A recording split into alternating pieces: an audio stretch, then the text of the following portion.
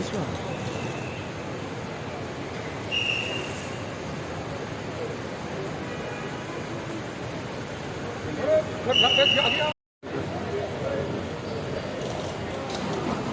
This one.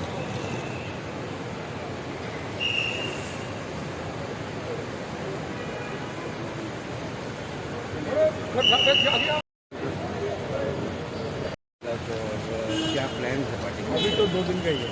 अच्छा, और अभी आप बाकी संगठन के चुनाव के संबंध में प्रदेश भर में भारतीय जनता पार्टी के मंडल पे जिलाध्यक्ष का चुनाव हो रहा है, उसके बाद प्रदेश अध्यक्ष का चुनाव। सर यहाँ पर अभी फिलहाल तो गोवा में 2 अपडेट में, एक है रिशफल का जो बात हो रहा है और दूसरी बात जो है सदानंद तनावड़े जो है उनको रिटर्न करने की बात है। नहीं रिशफल की बात नहीं जानता, लेकिन क्या ज़रूर है कि संगठन के बारे में, संगठन की जो हमारे चुनाव चल रहे हैं उसके संबंध में अभी आप यहाँ से पेंडिंग ऑफिस में जाके कोई डिस्कशन होगा, सीएम से मिलेंगे? जिसे पता चलेगा वो जरूर मिलेंगे।